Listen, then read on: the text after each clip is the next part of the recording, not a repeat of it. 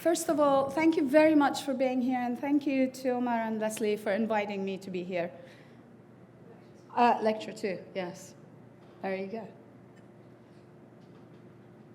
Ooh, mood lighting. I'm particularly excited to be here because, as Omar mentioned, I did... Okay. Even more mood lighting. Very romantic, I like it. Because as Omar mentioned, I did my PhD up at Columbia, and those of us studying uptown always considered y'all studying downtown as way cooler than anything we could be or wish to be or could ever imagine to be. So I'm incredibly proud to be down here and giving a talk to you guys. As Omar mentioned, this is the outcome of quite a long project, and it covers a great deal of material, including labor struggles, histories of extraction, the way that it's all interwoven with questions of shipping. But I'm also particularly interested in the way that shipping remakes the ecologies, not only of the Arabian Peninsula, but spaces further afield. I'm going to go on ahead and give this talk. At any point, if I say something or use a word that is technical or unfamiliar, please raise your hand or yell out, and I'll explain what that word concept might be. I have my talk written down, so I won't lose my train of thought. Okay. So, there it is. Yes. All right. This image from the archives of the India Office Records. India Office Records is the archive of the British Empire, in India. And it also covers many of the countries of the Arabian Peninsula because the British were formal imperial protectors of these, many of these states, city-states. And so a lot of the material in the India Office Records pertain actually to these countries of Arabian Peninsula.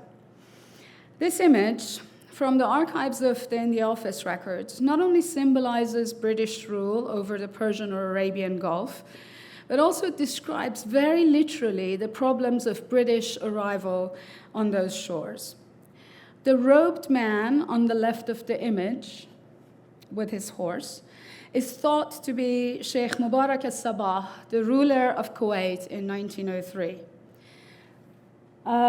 There are, as you can see, 3 Kuwaiti men carrying British officials in pith helmets onto the land, and one of those men is the Viceroy of India, Lord Curzon of Kedleston. In November 1903, Curzon arrived on a vice-regal tour of the Persian Gulf so that he could claim the much-contested body of water and its littorals for Britain. The tour took in Muscat in Oman, Bandar Abbas in Iran, Bahrain, Kuwait, and Sharjah, which is today in the United Arab Emirates. Curzon's authorized biographer, Earl Ronald Shea, wrote that the presence of the ships gave to the prestige of the Viceroy the spectacular reinforcement which appealed so directly to the Oriental mind. The small harbor, Curzon wrote, when describing his visit to Muscat, with our big white ship and the Lawrence was a warship, in the foreground, and behind them the dark hulls of no less than 6 British men-of-wars were warships, presented a spectacle such as the Muscatis never before have witnessed. End quote. In Kuwait, Curzon landed at Shuwaykh, a small anchorage about 3 miles from Kuwait City, and today a thriving cargo port, rather than at the burgeoning harbor at the center of the town. Curzon was to ride into town so he could enact a ceremonial entry with becoming display, as he wrote. The becoming display, however, was belied by his actual arrival on the shore in Kuwait. This was, as one observer wrote, less dignified than he could have wished. For the water being shallow, he was faced with the alternative of being carried ashore or of arriving on the back of a donkey without bridle or stirrup. At the time, at times, a London Times reporter reflected on Curzon's visit to the Gulf, lamented the conditions of the infrastructure there, and claimed that with, quote, a moderate expenditure of money and engineering skill, Britain could improve the existing harbors and perhaps open up new ones to encourage commerce. But of course, at that stage, long before the discovery of petroleum, oil was discovered first in 1933 and then in quick succession over the course of the next decade or so. But of course, at that stage, long before the discovery of petroleum around the Gulf, the British were not interested in investing in infrastructure that could have given the Gulf Emirates a modicum of independence or financial autonomy. The excuse often given was the inhospitality of geography. In this talk, I will reflect on the modern processes of harbor making that entail the transformation of coasts, seashores, subsea contours, and the very shape and flow of the seas, this supposedly inhospitable geography. To attenuate these geophysical features, ecosystems that are not valued, like salt flats, mud basins, coastal marshes, are often damaged. But harbors also influence social lives in ways that subtly and over the long term play havoc with the environment. They replace sustainable fishing with industrial trawling, small-scale organic living with mega infrastructures demanding more input and creating more waste. I will specifically focus on the ports of the Persian Gulf, one of the shallowest seas in the world and home to a variety of warm water marine flora and fauna. I argue that the construction of new harbors requires dramatic reshaping of landscapes, not only in the Gulf, where harbors are being built, but also in distant locales where the raw material of construction are extracted. So these are the ports that I'm going to be specifically talking about, and I'm going to focus on two ports in particular, Dammam, and Dammam doesn't appear on there. And, oh no, there it is. There. And Jabal Ali Port. So I'll be focusing on Dammam and Jabal Ali Port.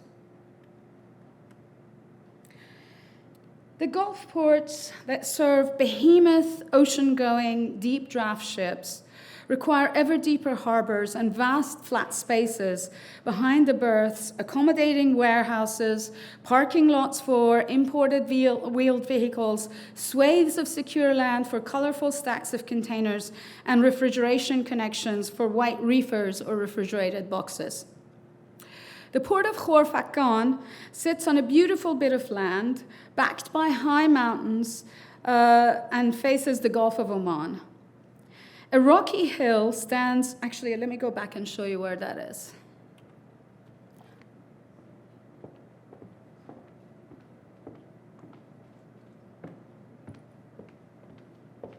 Maps are wonderful. Okay. So it sits on this land, it backs onto the mountains, it faces the Gulf of Oman. A rocky hill stands tall on a promontory jutting out to sea at the southernmost edge of the town. And along with two other rocky atolls nearby, it's a recognizable landmark. It's that little rocky emergence, protuberance over on the left. The hill also happens to loom tall over the container storage area of the bustling port, one of the largest and busiest in the Middle East.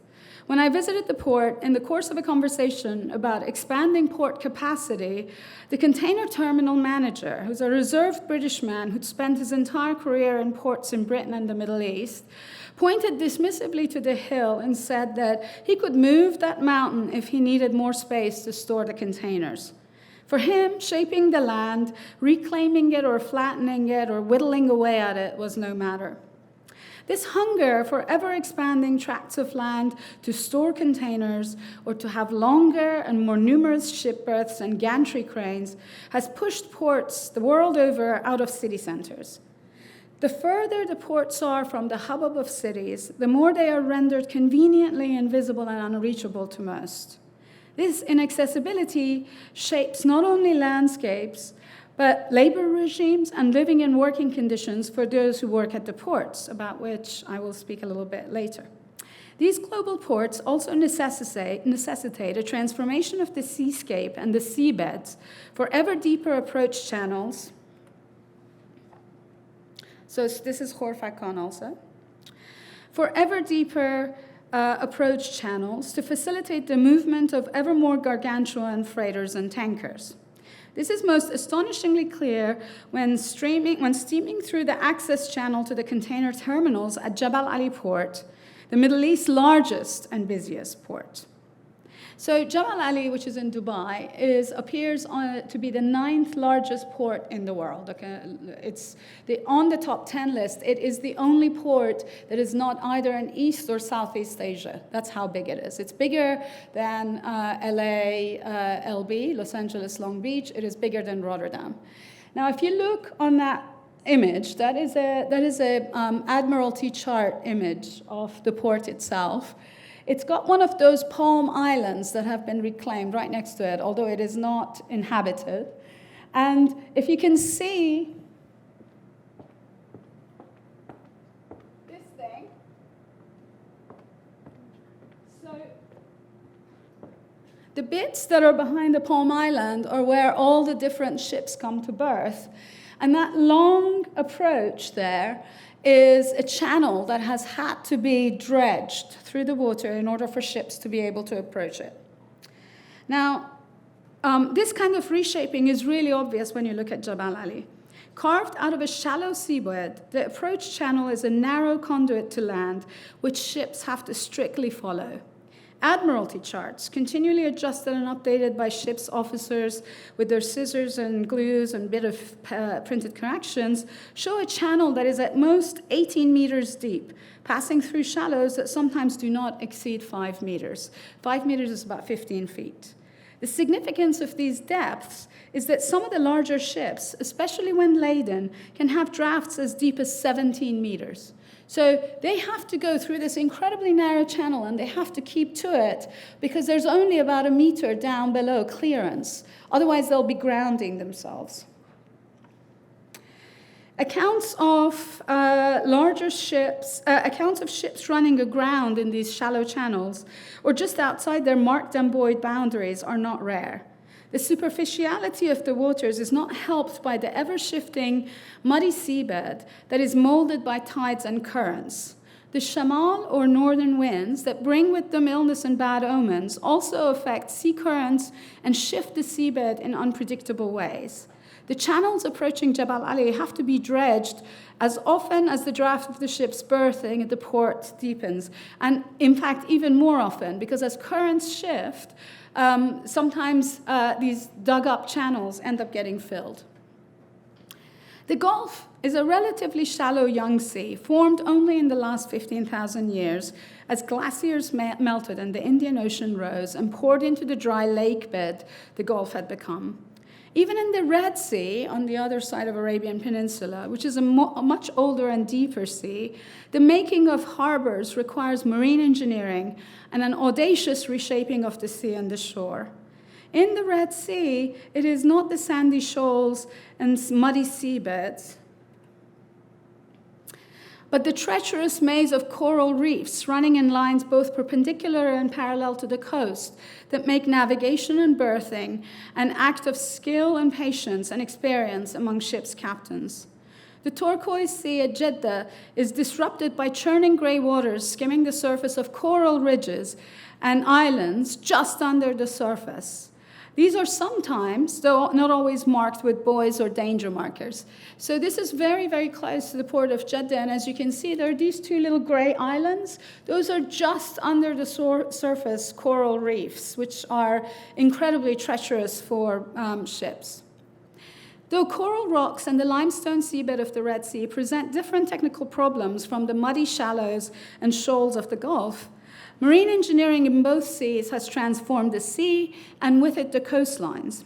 It is difficult to say that much of the coastlines flanking harbors are untouched or natural. So much has been transformed in that space where land and sea meet, So many shorelines shifted, seabeds lifted, hills leveled, and lands reclaimed that very little remains of the coastline that the fishermen, pearl divers, sailors, and merchants of the 18th or even 19th century could recognize. Even before telegraph cables were laid at the bottom of the Red Sea and the two Gulfs in the 19th century, trade, fishing, and pearling had affected the coastlines and the seabed.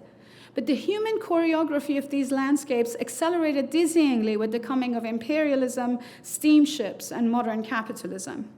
Today, there are still places that, because of the sheer obstinacy of the rocky, remote, and inaccessible coastlines, refuse the remaking craft of engineers. One of these places is a place called Musandam Peninsula, which is where the arrow is pointing to.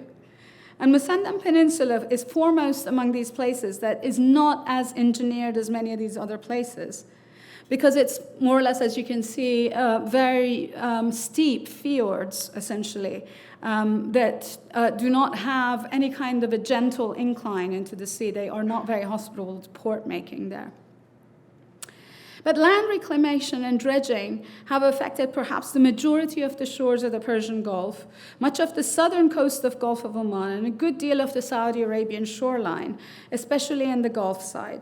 By some accounts, a scant 4 kilometers of mangroves, for example, remain on the Saudi Gulf shore. In all this frantic construction, what stands out is the tension between the homogenizing force of marine engineering and construction on the one hand, and political and geopolitical calculations on the other. The program of engineering and construction creates ports that seem familiar at first, but whose very birth, geography, topography, and operational histories belie any kind of uniformity. Nor is the coming of oil the sole driver of their growth, though, of course, petroleum matters greatly to the making of some of these ports.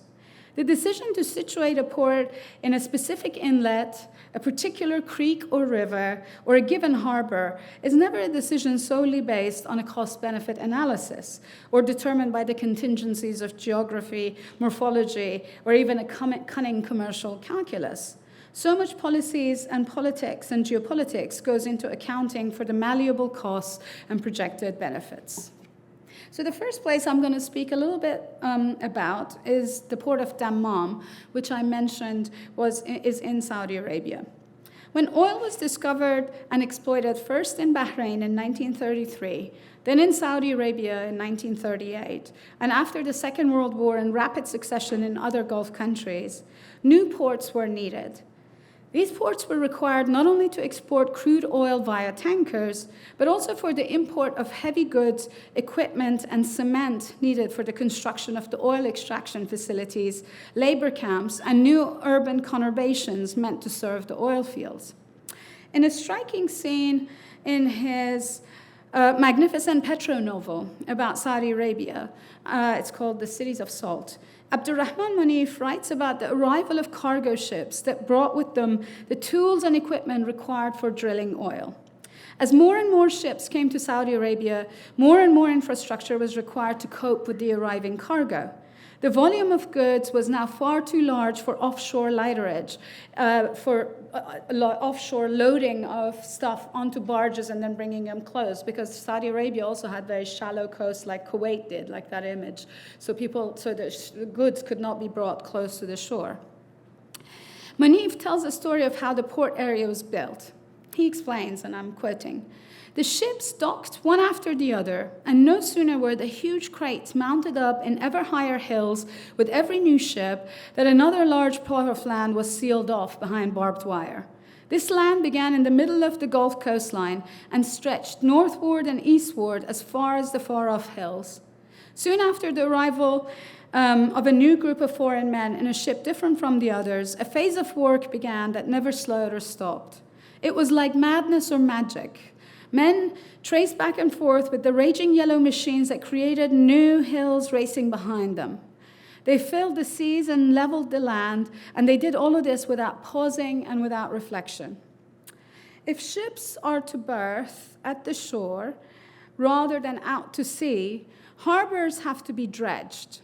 The Gulf coastline, as I've already written, is quite shallow, subject to underwater currents, and thus without interference, it is not amenable to the close berthing of ships with deeper drafts. To make these new ports, the existing rhythm of life and spaces of work on the sea had to be changed. Fishermen were no longer welcome where the large cargo ships and tankers steamed. Seaside villages, if not raised, were overshadowed by the great ports and refineries discharging fire and smoke. As in Bahrain before Saudi Arabia and Kuwait after, the development of these new harbors was facilitated through the work of petroleum corporations that did not originally specialize in harbor construction, transport engineering, or infrastructure management. And the early financing for the making of these harbors and ports came not from the public purse or through fiscal allocations, but from investments by foreign petroleum companies. The private ownership structures of these cargo ports limited the extent to which the local merchants and traders could access them, and such shared use was only secure through negotiation or force. It was essentially an imperial foreign power comes, makes an investment, takes over a bit of land, and does not allow the locals to use it. That's pretty much what happened. Of course, this was a pattern familiar from the corporate sovereigns of the colonial era, foremost among them the myriad East India companies. Here, the British and American petroleum companies, like the former East India companies, forged the vertical integration of infrastructure construction and commodity extraction that facilitated the emergence of this new and rapacious form of commodity capitalism. They did so for a long time with total carte blanche, their developmental programs blurring into the work of states, their officers and officials playing the game of musical chairs in consultancies or diplomatic corps of their home countries. The histories of the port of Ahmadi or Shuwaykh in Kuwait, or Dammam and Ras Tanura in Saudi Arabia, all ports that actually were built up for oil exports, and others in the Upper Gulf are intimately tied to the histories of extraction of oil there. And this is actually the Dammam offshore loading terminal, which, as you can see, is quite a ways off from the actual shore. Jebel Ali is a different model. The other model for building ports is Jebel Ali in Dubai.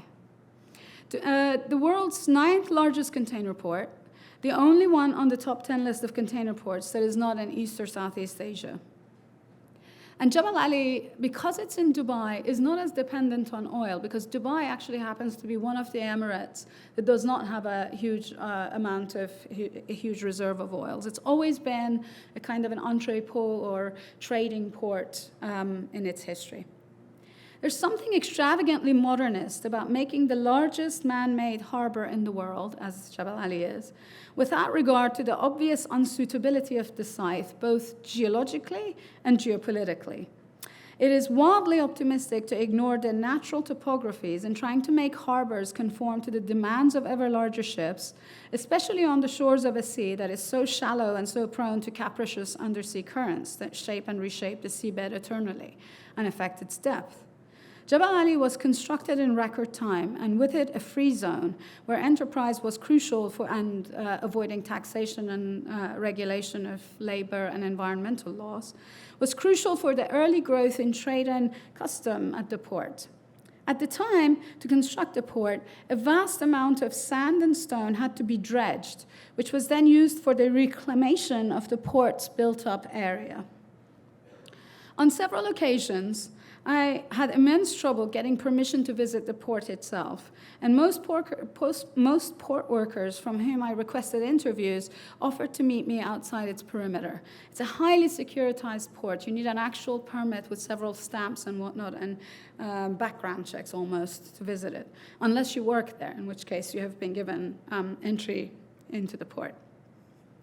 I managed to visit the port eventually by arriving there twice aboard 2 different container ships. The second time, arriving at midnight, the sea near Jebel Ali coruscated with the reflection of innumerable ships' lights as they waited the call to enter the channel towards the port. It's an extremely busy port, so often ships can't immediately get a spot to park berth at the port. And so often they wait at anchor, sometimes for up to a day or two. Actually, this is pretty amazing for the currents, given how many ports there are. It's quite a long time.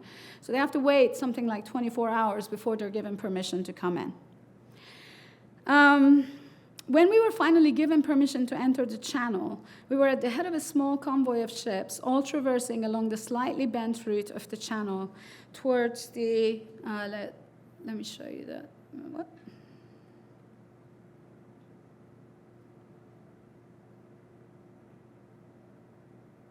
So we had to, we were waiting all the way out here.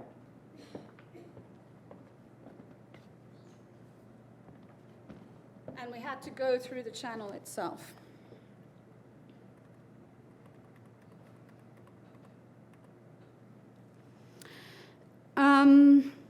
We were at the head of a small convoy of ships, all traversing along the slightly bent route of the channel towards the port in the early morning hot haze of August 2016. I was struck by the sheer scale of the port and engineering that had made it possible. A channel deep enough to accommodate the very largest container ship, so much land reclamation, so many security fences, and beyond them the endless Jebel Ali free zones stretching to the murky horizon. The Admiralty charts that mapped our approach also showed this vast port, there it is again, all of it reclaimed and dredged, the roadstead wholly engineered. On the chart itself, the waters were shallow, the shoreline drawn straight as if with a ruler, the Palm Jebel Ali's artificial islands marked as incomplete while recognizable in their duplication of the contours of other palm islands further up the coast. Unfinished terminals and breakwaters also appeared on the map. So you can see in this picture, these are breakwaters, and apparently there was supposed to be a terminal built there. And then when there was a bit of a financial problems, they stopped doing it. So it's just sitting there unused, unfinished.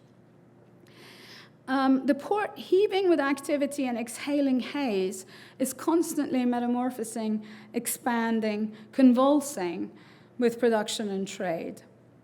The material needed for all this construction and manufacture had to come from somewhere, especially as the pace of commerce, town planning, and fashioning of infrastructures gathered in the 1960s and 1970s. Jebel Ali, they started building it in 1977, and it was finished by about 1984-85. Raising the demand for cement and sand, aggregate and stone. The United Arab Emirates did not acquire a cement factory until 1975, so it had to import. Most of the cement was imported from Japan and other sources. Even the sand and stone required for the construction of Jebel Ali had to come from somewhere. Two towns in the poorer northern emirate of Ras Al Khaimah ended up becoming such a source for aggregate necessary for construction in 1963 and thereafter. The quality of Ras Al Khaimah's mountain rocks, rich in silicates and limestone, made the emirate an ideal source for construction material. That said, the extraction of these natural resources was not without conflict. An NYU historian, Matt McLean, has really beautifully recorded the way that there were conflicts around the extraction of this natural resource. And as you can see, the destruction of the landscape in for these sand and rock quarries. As local groups clashed with one another and with the ruler of Ras Al Khaimah over rights of access and profit from the exploitation of these much coveted commodities. The story of Dubai is emblematic of other port states of British Empire. Dubai might be ridiculed as a kind of mirage in the desert and an embodiment of hubris, but neither its headlong rush to capitalization, nor its mercantile history, nor even its ignominious story of exploitation of migrant workers and hierarchies of expertise and management are too dissimilar from places like Singapore or Hong Kong.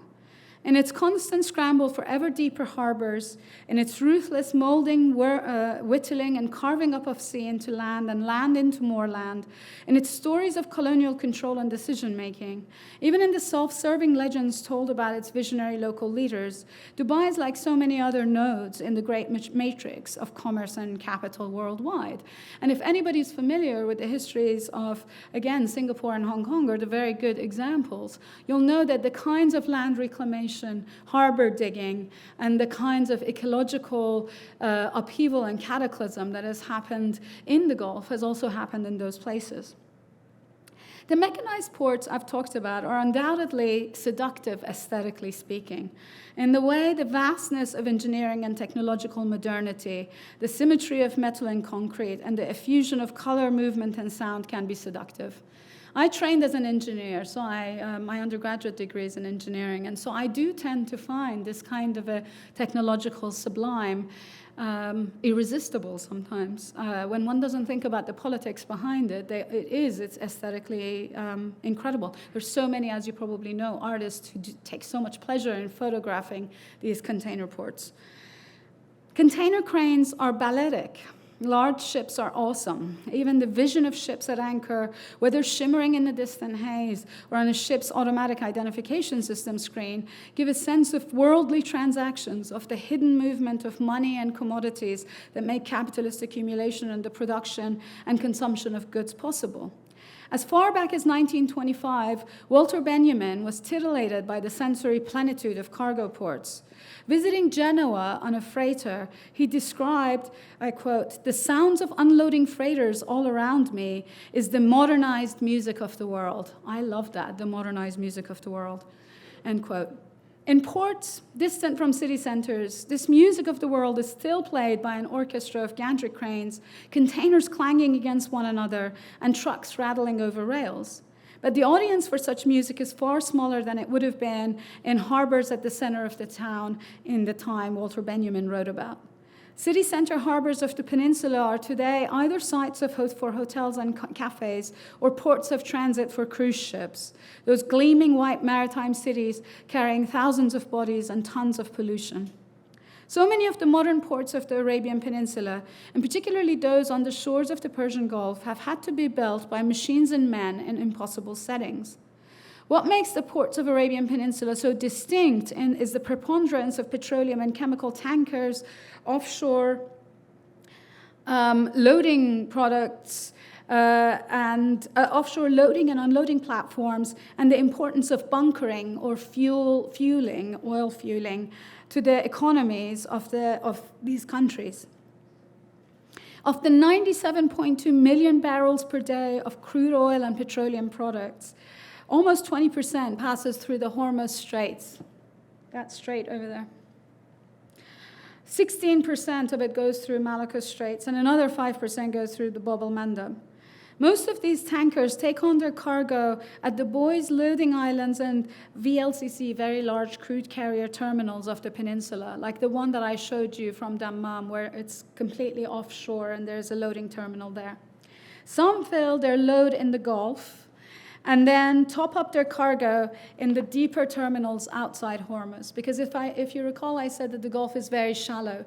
So sometimes in order to avoid being grounded, they have to actually, because of course the heavier the ships are, the further down they go, and they could potentially rub up against the body of the ship, particularly near Kuwait, where the sea is even shallower. So they sometimes don't load all the way. They go around Hormuz into the Gulf of Oman, where the waters are deeper, and then fill up there. So they start there, load a bit, go around, and come and fill up there.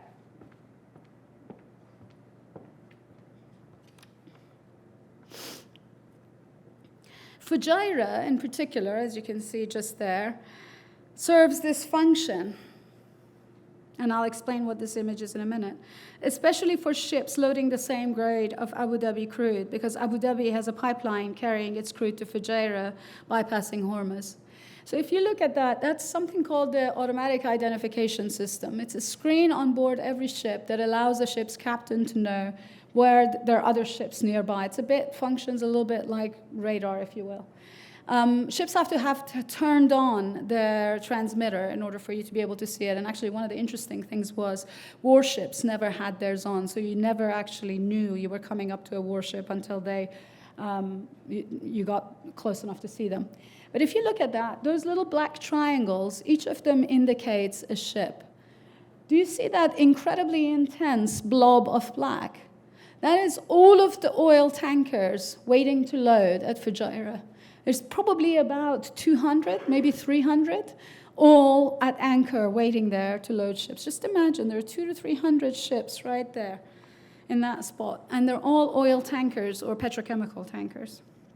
This massive trade in petrochemical and crude oil has its own environmental problems.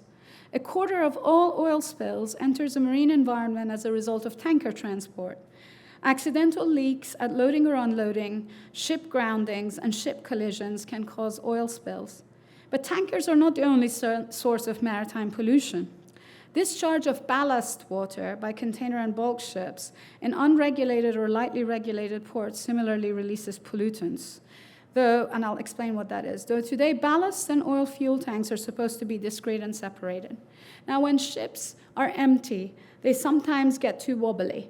So as long as there's been ships, they have carried ballast when they're empty. A ship in ballast carries some form of weight in it in order to make sure that it doesn't go all wobbly, that it actually goes on straight. It used to be that the ballast used to be shingle or sand or pebbles or stones. But today, it's actually water. Seawater is taken on board in a separate tank, and that keeps the ship stable. At some stage, actually, the ballast water was often actually filled into a tank that had oil in it. So then when it was released at port, all of the residues of the oil was washed into. Now, by regulation, in most places, they're not supposed to do that. But of course, some do still. So that is one of the problems. The loading of lubricating oils sold at bunkering ports, as well as the discharge and disposal of sludge, which is the waste products from the purification of ship's fuel, can also release contaminants into the sea. The sludge is, in order for the engine to be lubricated, you have to have engine oil, essentially, heated to 135 degrees, and then run through the engine. Once it comes the other side, it turns into essentially a very thick goop. And this has to be gotten rid of. In 2008, a company in Fujairah could charge $2 per ton to process the sludge that came out of a ship. But if the quantity of actual oil, the percentage of oil in the sludge, was higher, then instead of taking money from the ship's captain, they paid the ship's captain money to take the sludge off of them. So they bought the sludge off of them. If Mary Douglas is right that dirt is matter out of place, then pollution that has not yet entered the marine environment can also potentially enter the circuits of exchange to produce profit. But long before ships arrive at harbors to load or unload their cargo and pollute everything with their oil cargo, ports need to be built. As the story I've told thus far shows, to make the improbable ports and flat shores, channels and harbors have had to be dredged. Land has to be reclaimed, and landside structures have to be built. Armies of construction workers and engineers and later port workers have to be mustered. These massive projects of engineering and construction presume a kind of epic and infinite ability to provide technological solutions to problems of geology, geography, and morphology. The earth and the sea are assumed to be malleable. The history of dredging and land reclamation in Belgium, but especially in the Netherlands, or the expansion of Singaporean landmass, which is now 150% of what it was about 100 years ago, all show the extent to which these projects of engineering are central to the conception and maintenance of modern commerce and capital accumulation. In the Netherlands in particular, where land was reclaimed from the 13th century onwards, who decided, who got the land, ended up being a very important factor in the establishment of major wealth. There were often quite intense conflicts between the landowners, the bishoprics, and the municipal governments over who owned the land that was actually reclaimed. And it's fascinating to think about the way that this land reclamation in the 13th century ended up forming the kernel of what eventually became perhaps the first capitalist state in Northwest Europe. The reclaimed land was crucial to the accumulation of capital and the flourishing of commerce, which itself went hand in hand with later overseas colonization.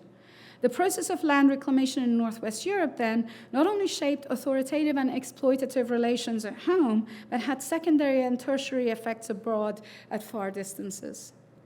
That the Dutch had this experience of making land out of sea has meant that even today their expertise in dredging is called upon to make and remake coasts overseas.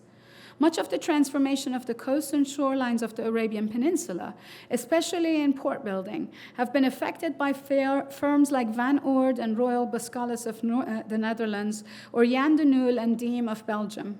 These firms have now been joined by Chinese, Korean, and Malaysian dredging firms, as well as those that are based in the US, and tellingly also by the National Marine Dredging Company, which is based in Abu Dhabi, and which got its start in oil exploration. So there's this constant convergence between oil exploration companies and remaking of harbors in the Arabian Peninsula. Much of the shoreline of the Arabian Peninsula has been then reshaped by dredging and reclamation. Port and industrial development zones at Jeddah, Yanbu, Rabigh, and Jizan have been on the Red Sea coast, have seen infilling of the Red Sea coastline at dizzying rates, while the majority of the Saudi Gulf Coast today is now developed in one form or another. Given the proliferation of plans for new cargo ports in every country of the peninsula, so much of this dredging and land reclamation is intended to make or deepen harbors.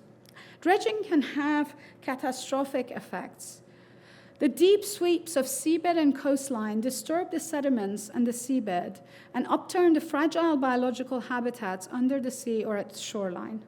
Because of the frequency of oil spills, sedimentation of airborne pollution on the seabed, and the contaminants left from successive wars, disturbing the sea floor actually reintroduces the toxic residues that have settled down on the seabed into the water and the pelagic fauna's diets.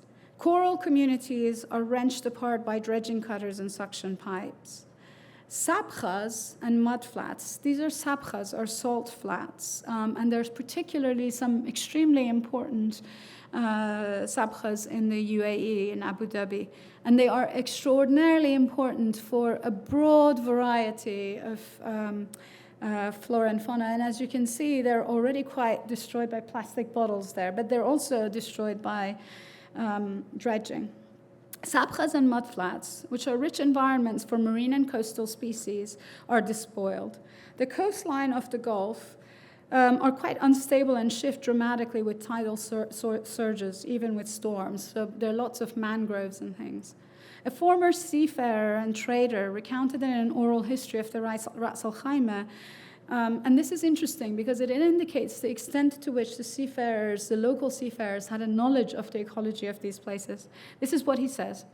The local system of sweet and salt water, the tides and coastline soils are really complicated.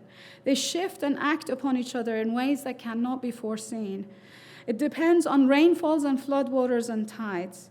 At Ras Al Khaimah town, the biggest tide is in late summer in August. Partly this comes from normal seasonal high tides, and then there's often a north wind then, and that makes the tide higher too. So when the tide comes up, the shorelines change. But when you have dredging and land reclamation, these often very unpredictable effects dredging and land reclamation often have very unpredictable effects on these complex and fragile ecological systems. Dredging damages the spawning grounds of prawns and fish, not only through its direct physical action, but also because of increased turbidity, siltation, and sedimentation. In the shallows of the Gulf, not only are shorelines dredged, but also wide approach channels. As ship sizes balloon and ship drafts correspondingly deepen, these dredging projects become Sisyphean, again and again ripping apart a seabed that may have only just recovered from the previous bout of dredging. And of course, by destroying the habitats of these prawns and fish, small-scale fishing is completely and totally destroyed. You need to go further and further out to sea, and you need to have larger and larger forms of industrial or factory fishing, which of course then itself has a feedback effect on the ecosystem of the sea. Land reclamation has commensurate ecological effects. Not only does it destroy mangroves, sabkhas, salt flats, mud flats, and shallow water marine ecosystems. But also it devastates migratory and local bird habitats dependent on these coastal and intertidal systems.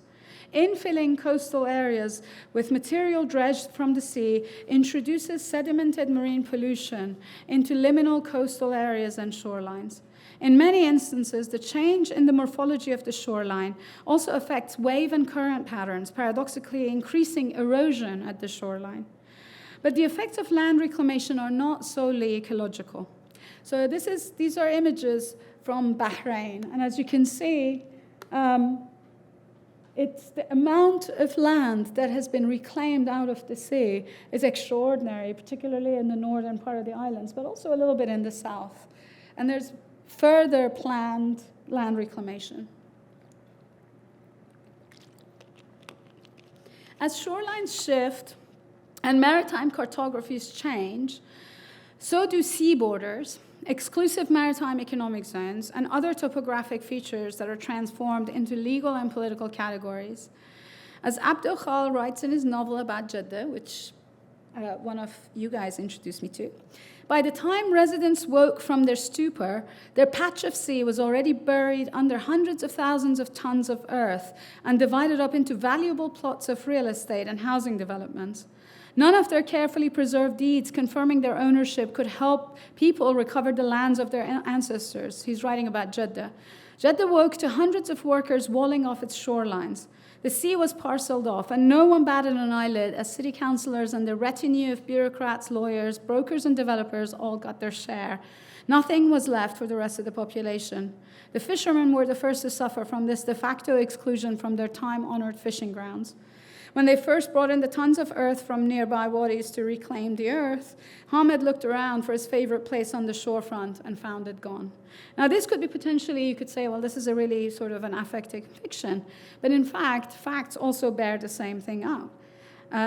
Reporting does. Land reclamation can bring with it disputes over the drawing of maritime borders and exploitation of subsea resources. It can redefine what is meant by international waters. But land reclamation also creates value ex nihilo, giving those major investors access to land as commodity conjured out of the sea. Such value creation also gives those who reclaim the land disproportionate profit and the authority to allocate it. In Bahrain, investigative reporters have discovered shell companies established to allow the royal family to profit from such projects. FT did some amazing reporting on this. The authority to magically create land out of the sea is also a form of accumulation by dispossession, an enclosure of space, a space held in common, the sea, the enclosure of the sea for the purpose of speculation and sales. But land reclamation has effects on far shores as well. They are less visible from the vantage point of a port on the Arabian Peninsula. Reclaiming land from the sea requires a great deal of engineering and moving solid materials into place. Dredgers dump vast quantities of soil and sand they have scooped from the seabed in places where new land is being raised out of the water.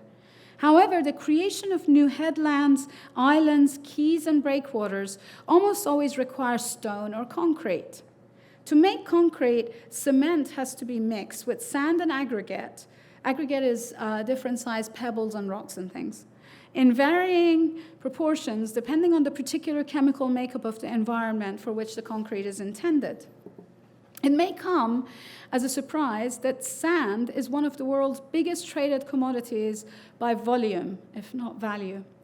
Of the nearly 59 billion tons of material mined every year, about 85% is sand and gravel. The world consumes more than 40 billion tons of sand a year, used for construction, land reclamation, shoreline development, and road building, a rate far faster than the natural replenishment of this stuff by rivers or on beaches. Remarkably, the abundant sand of the Arabian deserts on the peninsula is thought not to be appropriate for making concrete. And I'll explain why.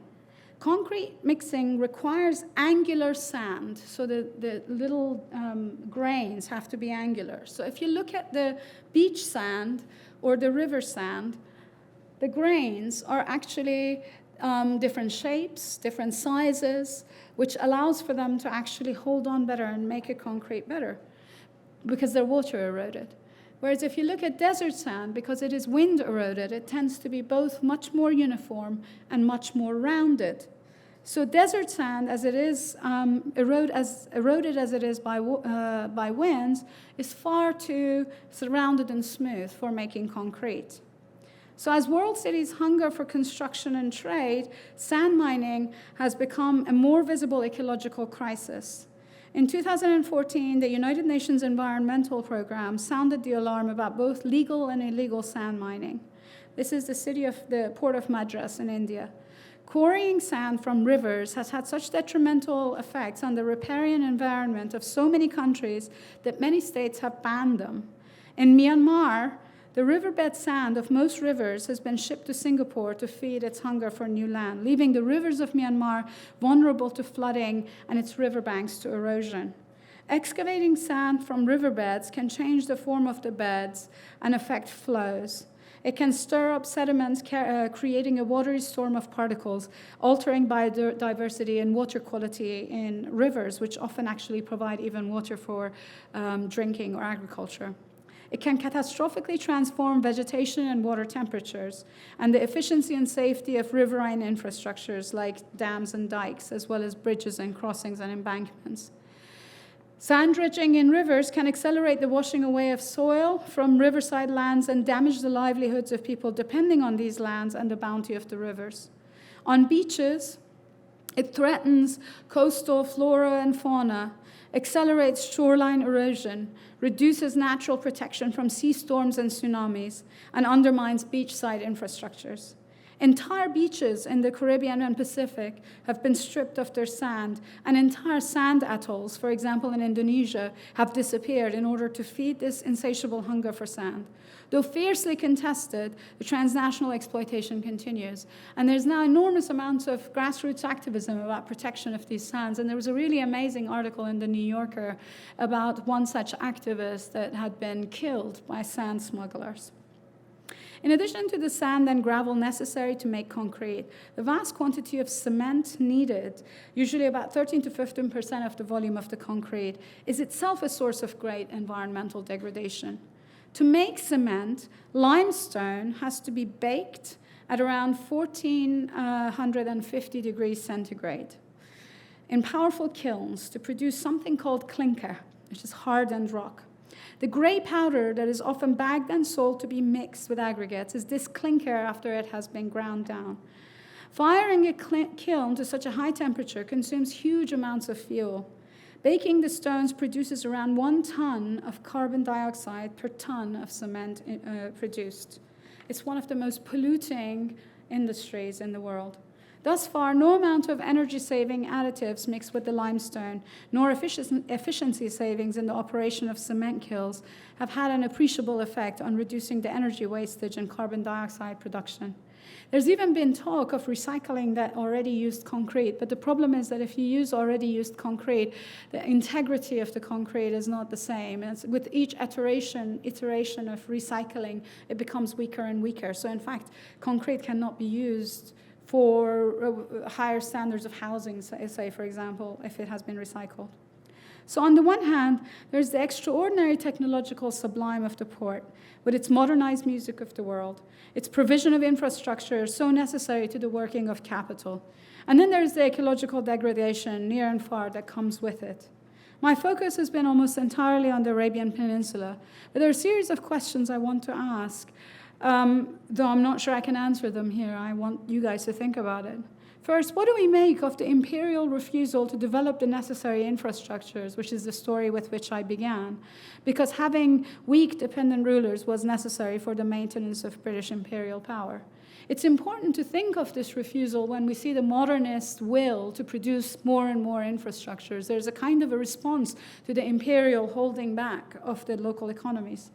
Second, what do we make of a development that brings with it a kind of prosperity that is measured in extravagant per capita GDPs, but when broken down into micro-stories, reveal exploitation and growing inequality. What do we make of the kind of accounting that goes with modern development that very often does not take account of the costs to the environment? It simply doesn't. There's a lot of work now in people trying to actually add these costs into the calculations of GDPs, but there's a lot of resistance from the economists, unsurprisingly. Third, how do we understand, as a lefty, economists make very good straw men. Third, how do we understand the tension between needing infrastructures and the way these infrastructures destroy our ecological inheritance? Who needs a megaport? What kinds of infrastructures are needed and by whom? I mean, certainly we do need roads. Do we need airports? Do we need ports? We need water. Do we need dams? How do we, these are questions that need to be asked. Who decides? Who decides what infrastructures we need?